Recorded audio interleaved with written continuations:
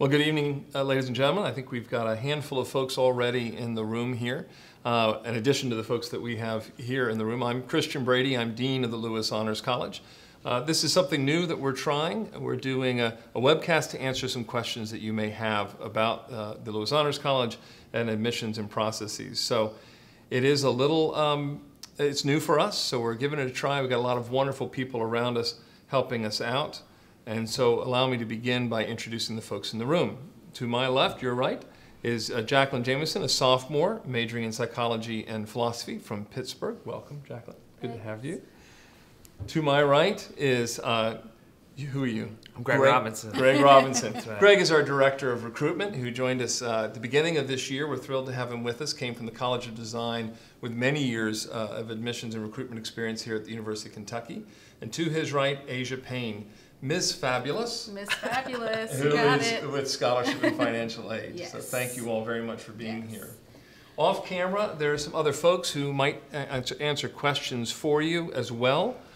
We have Francesca Yaxo, one of our academic advisors here in the Lewis Honors College, Megan Errol, who's our communications director. Tony Colella is with us from the University Enrollment Management, and later Christine Harper, our VP for Enrollment Management, may be joining us also. So if you see us kind of looking around, we're looking at a screen just beyond the camera to see any questions that you might type in. If you're new, just look to the right-hand side of the YouTube window and you'll see Say Something. So feel free to ask questions there. But just to begin, I'll just remind everybody the Lewis Honors College is a brand new honors college here at the University of Kentucky. We're building upon 60 years worth of honors experience at UK. And a gift was given in 2015 by Mr. and Mrs. Lewis to establish this wonderful college. Behind us on the wall, you can see the mission and vision statement. And our mission is to better the Commonwealth of Kentucky and the world by helping students explore their purpose, develop intellectually, and lead with integrity. We do that through the offerings that we have. We're coming to you live from Lewis Hall, a brand new building here at the University of Kentucky. And in this space here, in addition to 350 some beds, we also have classrooms, we have offices for a dozen faculty dedicated just to our honor students. We have 5 academic advisors, a director of academic affairs, and an associate dean of academic affairs. Then we have folks like Greg on the student affairs side of things. We have a director of college life, and we have our unique Center for Personal Development headed up by Ms. Sally Foster. And that is an area where those folks there will help you as your personal counselors, explore your purpose and think about more broadly what is it you want to do with your life beyond just a major and a career, and help you figure that out. And when you get towards that latter stage of your time here at the University of Kentucky, they'll help you figure out how to do a resume and job interviews and things of that sort. So with that, that sort of preambulant introduction, I think I first want to ask Jacqueline, tell us briefly why you decided to come to the University of Kentucky. You came from Pittsburgh, so you're not local. It's not like it was a fait accompli for you. What made you choose the University of Kentucky? Honestly, it was the Honors College that made me choose UK. I originally didn't really think about UK as a school, but I applied, I got in, and the Honors College reached out to me and I took a visit and I really enjoyed the atmosphere here. I felt that I could succeed academically as well as be able to do all of the extracurriculars that I wanted to do, because in high school I was really busy. I was always involved in everything. So I think that Lewis Honors College really helped me navigate both academic and extracurricular activities. Well, why don't you tell us a little bit, we'll come back to the academics actually. Let's start with what are some of those other things that you do? I am the head of a few clubs here, and Like what? I am involved in the Feminist Alliance, and I am a part of a sorority, and I'm involved in some other student-run organizations. And how do you find that balance of things? It's time. A lot of it's time management and the ability of the Honors College to be so academically focused. I'm able to focus on my academics, but it's not so intensive that they don't discourage me from doing other things. Great. Well, Shelby's got our first question in here. Beside more rigorous classes, what makes the Honors College different? Again, Jacqueline, why don't you start? I mean, you know, will give the official answer. So why don't you share from your experience, bearing in mind it's only been this fall that we've had a full complement of faculty and advisors. Yeah. I think besides, it is rigorous coursework, but they also want it to be an asset to your college life and not a burden on you. So they really help you navigate those rigorous classes and help you double dip in different courses and everything. And they want to make sure that the learning, the honors classes that you are in, you're learning something that's going to be able to apply to outside your academic life, and they push you to think more creatively. And I think that it's really cool because I've been able to work with 2 nonprofits this semester, and I wouldn't have been able to do that if I didn't take classes through the Honors College. So they provide a lot of unique opportunities that I don't think you would normally get. Have you had a chance yet to participate in the Center for Personal Development? Yes, I have. I've met with my advisor twice now, and the first meeting's very long, and you go over everything. She helps you navigate between your academics and your mental health, as well as different activities that you want to get involved in, and she really helps you decide what things you need to be doing and what things are important in order to reach your goals, basically. Good. Well, I'm glad you're already taking advantage. As I was saying, we've just really started this year with everybody in place, and the Center for Personal Development is something truly unique. No other honors college has it. But as you can see, our students are well engaged. Emily has asked a question relating to applications. If I want to submit my regular application by November 15th, so that I hear back by December 15th, would I send the supplemental essay application through the UK website or using the Common App? Me. Oh, you? you got it? You want it? I think I got it. You got it? Go ahead. Gonna do Hey, it. that's your job. You got it, dude. So, Emily, the answer to the question would be if you are applying via the UK app or the Common application, you can just check a box saying that you would like to apply for academic scholarships and for admission to the Lewis Honors College, and you'll find the additional essays there. If, by chance, you have already applied to UK, we do have a supplemental application.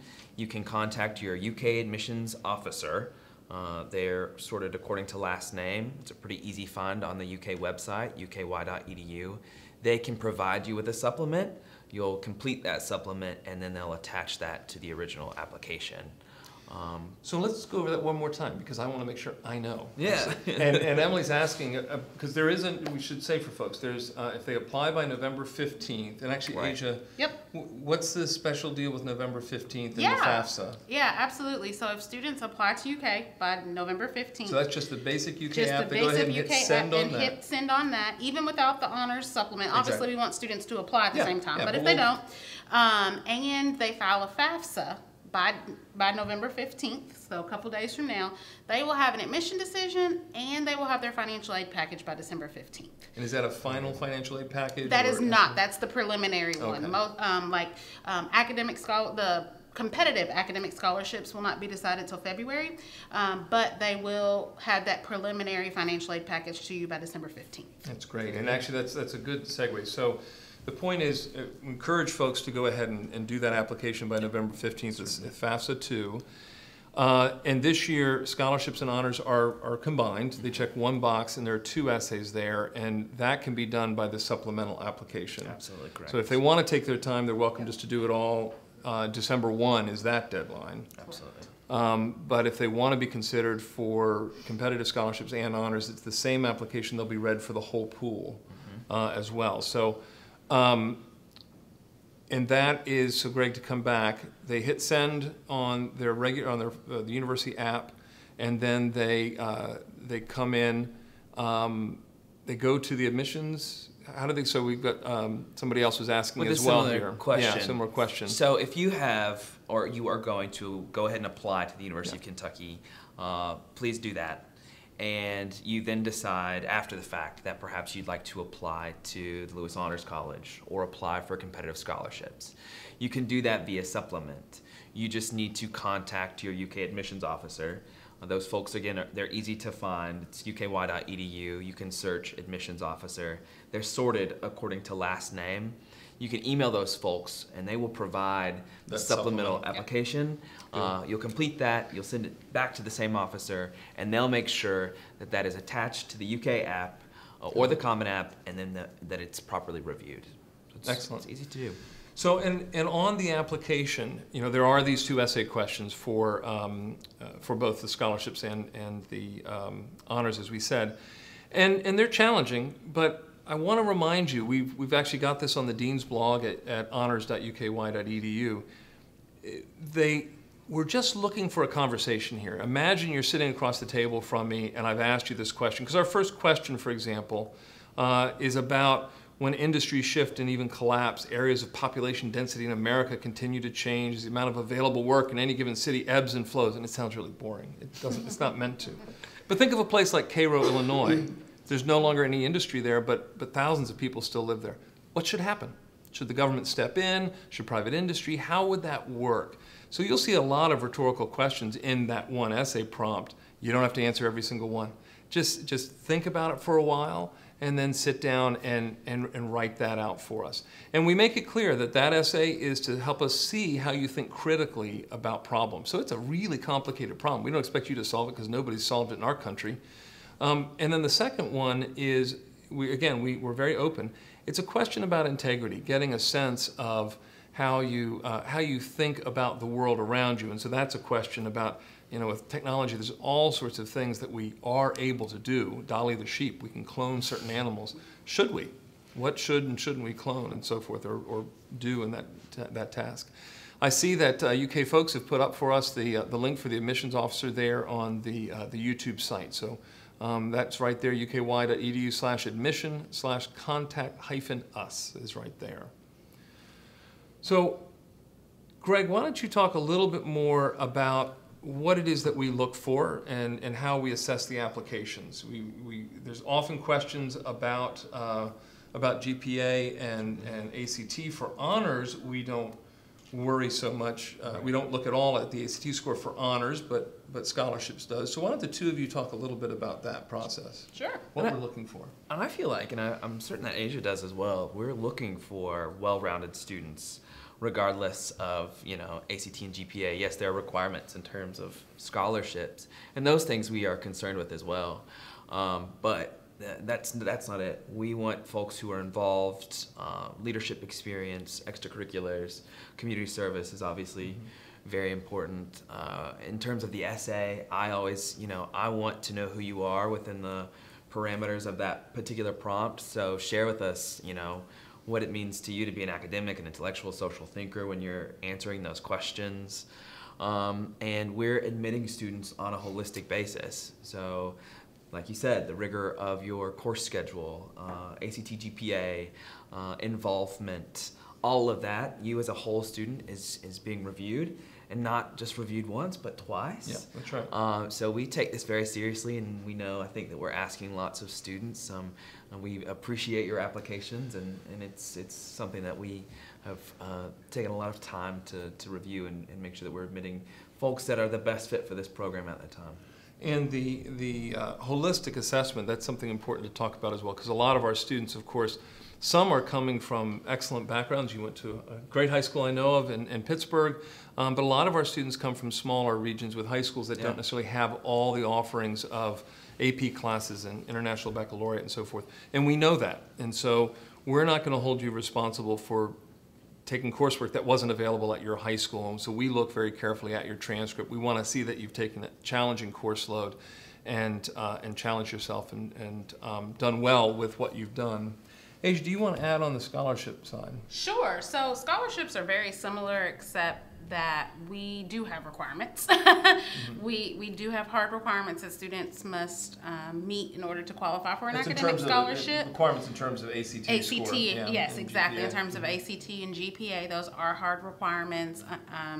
In terms of unweighted GPA and one composite ACT score. But then beyond that, once you kind of meet that threshold, we are very, very similar to honors in that we look at students holistically. So we are looking for students that are well-rounded, have challenged themselves in the classroom, participate in extracurricular activities, and then those critical thinkers as well. Excellent. Well, I see Emma's got a question that I'm guessing academic advising LHC is probably Francesca. Where do you live?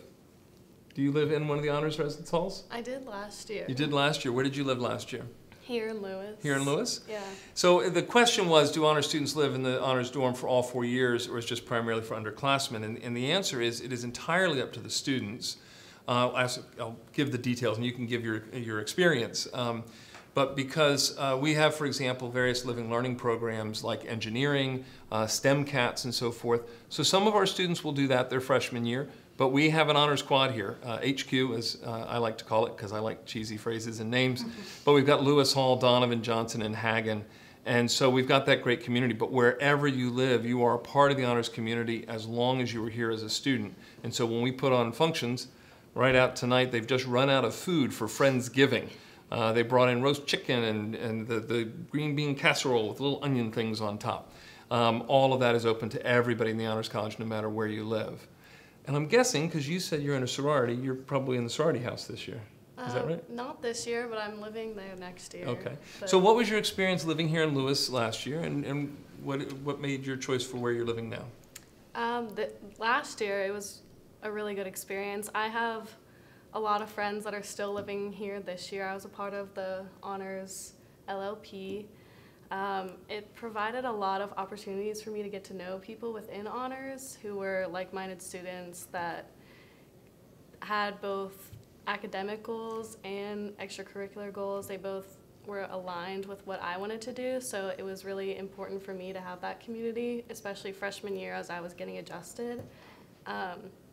But this year I decided to move off campus with two of my best friends who are in Honors, and yeah, we still come here for a lot of the events, especially for the ones that the Center for Personal Development puts on. They had a yoga event a couple weeks ago. So talk about some of those events. So yoga, that was the mindfulness in yoga experience. Yeah, it was cool. I enjoy yoga and doing Zumba and things like that, so it was really fun. Well, and then in the spring, we're going to be doing we're going to do an etiquette dinner here. So students will sign up, and in the first go-round, we'll probably just do about 50 folks, but we'll be able to actually house for a catered dinner here in Lewis Hall about 300 people. If I may, Megan, would you just mind sliding that window up so I can, some of the questions are now behind the camera there. That'd be great. I know, but if you'll just slide it up for me, that'd be great. So I want to talk a little bit about our honors curriculum. It's one of the main things, one of the main questions we often get is a question about how burdensome it is on the rest of your curriculum. And the way it's designed, you do have to take a foundation course, an Honors 101 course, and you have to do a thesis in your senior year. It's 30 honors credits in between. And so you can really earn those credits just about anywhere that you like. How are you earning some of your honors credits? Because the foundations course wasn't in place last year for you. Have you taken some of the HON seminars? Yeah, I took 2 my freshman year, and I'm in a seminar this semester, and that's where I'm working with my nonprofit. What's that seminar? Give us a little sense of that. It's a teams and leadership class, so we're split up into teams of like 4 to 5 people, and we basically go out to a nonprofit and we assess their needs, and we create a project for them that we can help impact them and like grow their nonprofit in some way or area that they need, and we raise $100 at least to implement that project. Excellent. What's your nonprofit?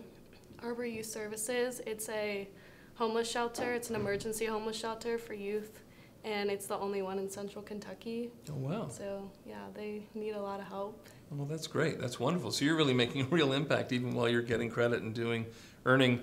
And so that's an example where you're earning honors credit, but it's also going towards your UK core curriculum, right? So this is core credits that you have to graduate anyway as well.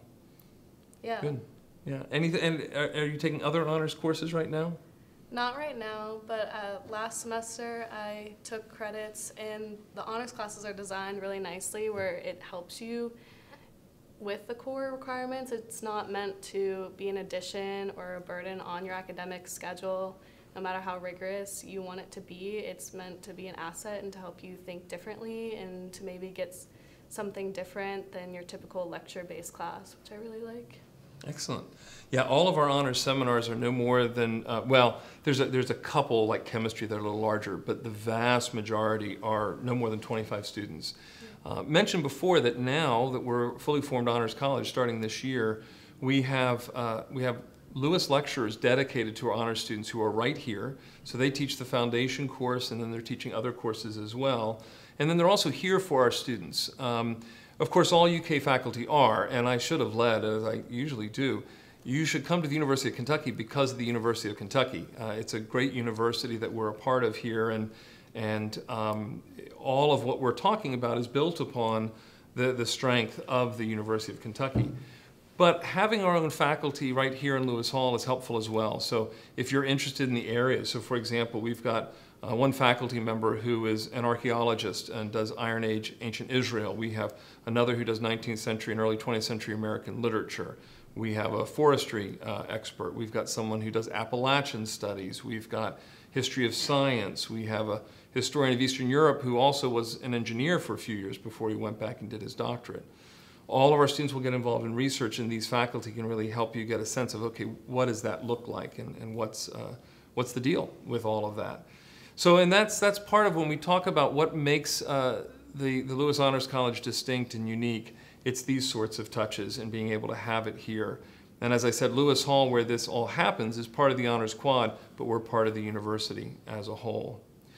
Asia, can I ask you to talk a little bit about scholarships? I want to emphasize first that everybody admitted to the Lewis Honors College will receive some amount of scholarship. So if you're admitted to honors, you will receive that. But if you'll talk a little bit about the competitive scholarships as well. Sure. So for competitive scholarships, all students have to have at least a 31 on the ACT, and then the equivalent SAT and a 3.5 unweighted GPA. And we kind of talked a little bit earlier about how to apply for competitive scholarships. So we've kind of discussed that, but then once students apply for competitive scholarships, it's applying for honors, and we do a review process similar to the honors review process, and kind of go from there. And those decisions, we've already begun reviewing competitive scholarship applications, and that will go on through February, and then those final decisions will come at that time. Excellent. Good. Well, we're not seeing the questions come in, which is absolutely fine. Greg, you've been with us here just for a few months already, but you've been with the university for a long time. Why don't you talk a little bit about what you've seen? And you were an undergraduate here. Sorry, I should have said you were a student here.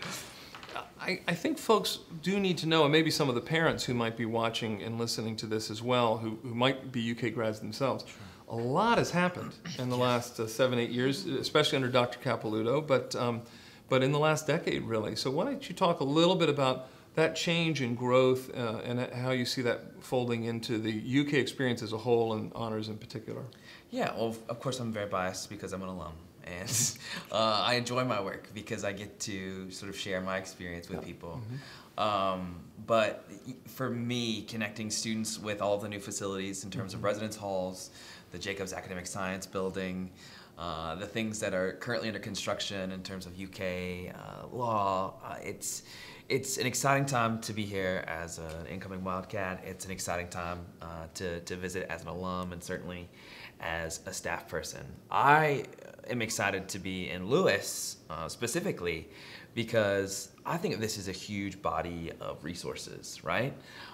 Where you can make a big university that much smaller early on and find yourself taking advantage of things like honors academic advising or the Center for Personal Development or even just the space in terms of the honors quad if you want to live here and take part in the residential college.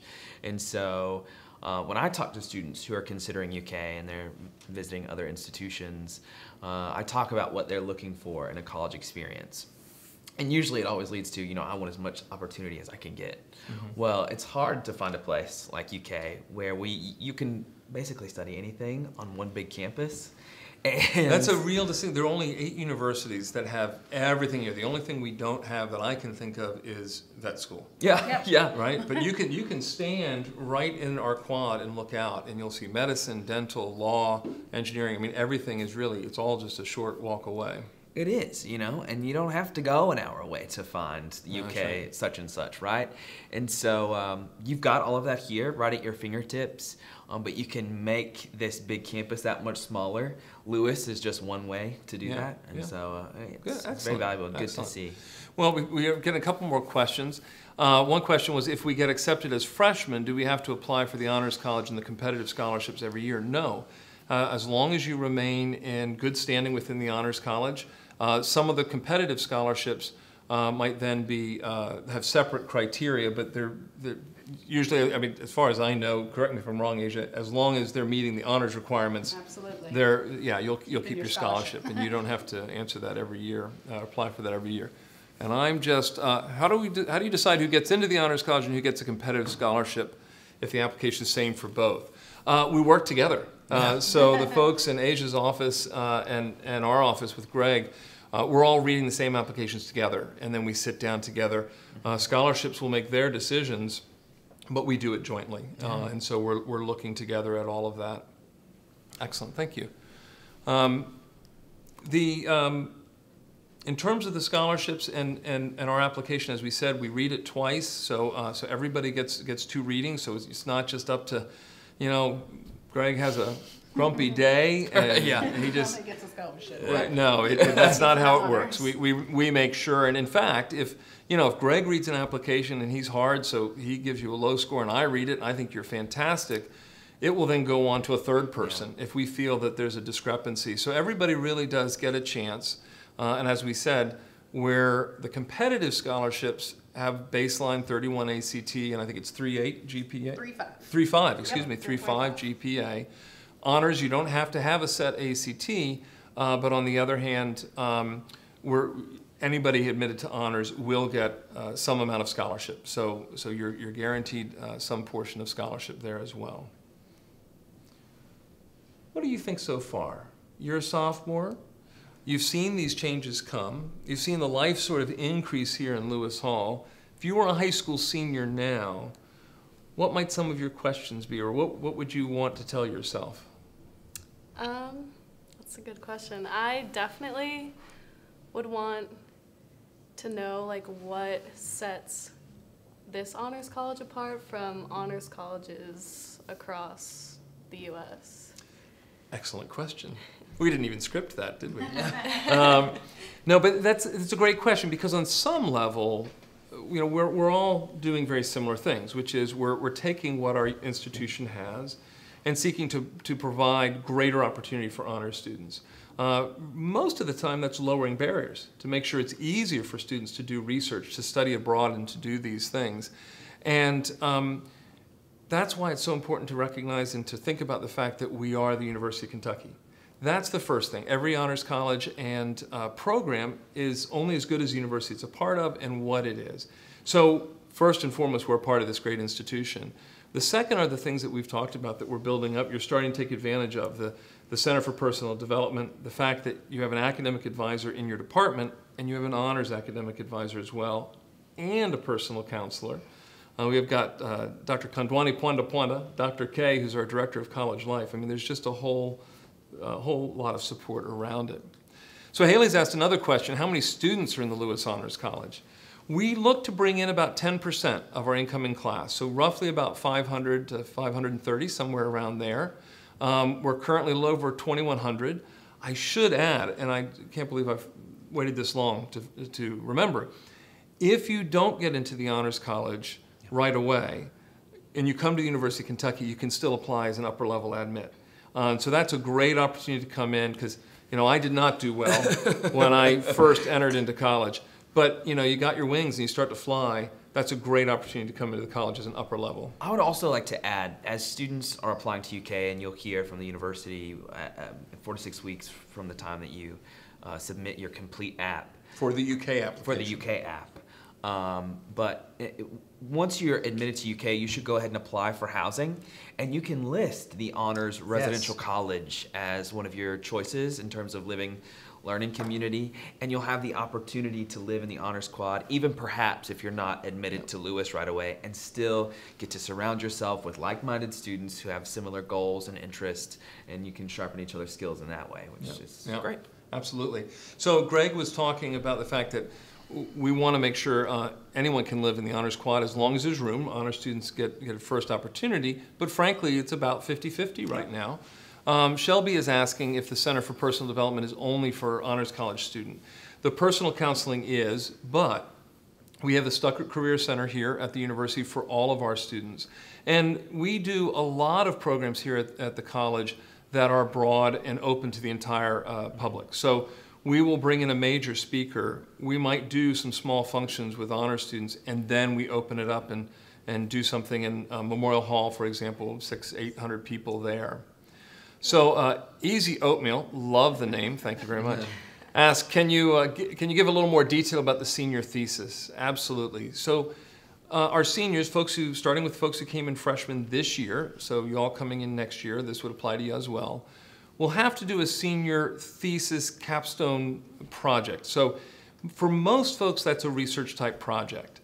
My field's humanities, so if you were to work with me, for example, on early Judaism, maybe you want to talk about Jesus and the Jewish context of the first century. Well, you would research that, and you'd write it, and you would come out with a written product to go out. Our science majors, if you do psychology as opposed to your philosophy side, you might work in one of the psych labs because we've got applied psychology here. But our bio, neuropsychology, all those folks, many of them are getting into labs right away their freshman year, and that research flows into the work that they will do for their senior thesis. But, as Greg will tell you, because he was over in College of Design, we've got lots of folks who are creative artists. We've got performers and musicians, and there is scope for that as well. So those folks would do as a senior project also. So, again, what is the minimum ACT score and GPA required for admission? For the honors college, there is no set minimum. But for the scholarships, it's 31 and 3.5. The essay questions, to go back to that, again, they might look a little intimidating. I want you just to sit with them for a little while, and then imagine you and Greg or I that we're sitting around a table and just describe for us how you would walk through a complicated problem like that first question, or think through with us why you might think this or that technology or innovation is something we shouldn't do. That's what we're looking for. We don't want footnotes. We're not expecting a treatise or a thesis. The thesis comes at the end of your experience. Right. Brendan's asking, the phrase living learning community is almost invariably used to describe honors college residential facilities, but it's not very specific. Could you please elaborate on the use of the term at UK? Excellent, Brendan, because I don't use it that often. and the reason I don't is not because we're not. We are. We've got the HQ, the Honors Quad, and folks living here. When folks talk about living learning community, and we do that here, we talk about our living learning programs, LLPs, and we've got great ones. I mean, how many do we have here? Oh my goodness. A lot. 16, 15, 16, something and like that. Based off 14. of 14. Okay, 14. I got a little ambitious. It's also nice to know that they're not just based off of academic, interest or area of study. They can be on just general interest alone. And the goal is obviously when you're an incoming student and you're on this campus, we want you to get connected as soon as you can. And this is a really easy way to do that early on, whether it's through the residential college here or another sort of program. Yeah. So then for us, for the Honors College, and the reason I don't use the term that much, because we expect you to stay engaged in the Honors College even when you're not living here with us.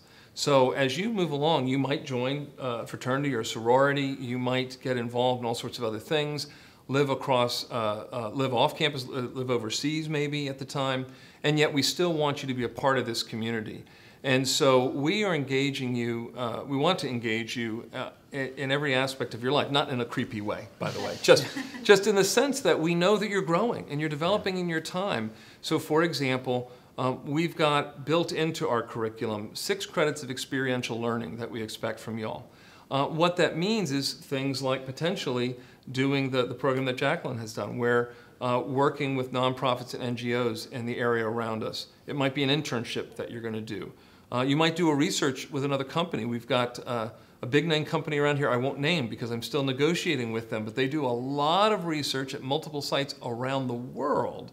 And we're optimistic that our students, whether they're doing genomic research or bio or agricultural research, can do that research out there. But there's a lot of service learning and leadership that we expect. We're actually bringing 3 new faculty members in this year, one of whom is going to be tasked with helping us develop a leadership program. So that's another aspect that will go outside and beyond the curriculum, but is focused at developing you as the whole individual and meeting our mission too. Before I forget, because I will forget, I want to make sure we come back to some deadlines. We've talked about November 15th. Right. If you get the UK application and your FAFSA in, you'll hear by December 15th You got it. with a preliminary financial aid package. That is correct. December 1 is the deadline for the essays. Now, I'll pause for a moment. What does December 1 mean? December 1st is if you're applying for a No. Midnight December 1st? Midnight the night before? Oh, 11:59 on November 29th. You better have that thing. Is it 20? There are only 29 days in November? 30? No, They're 30. They're 30. It's no reflection Well, of you my degree.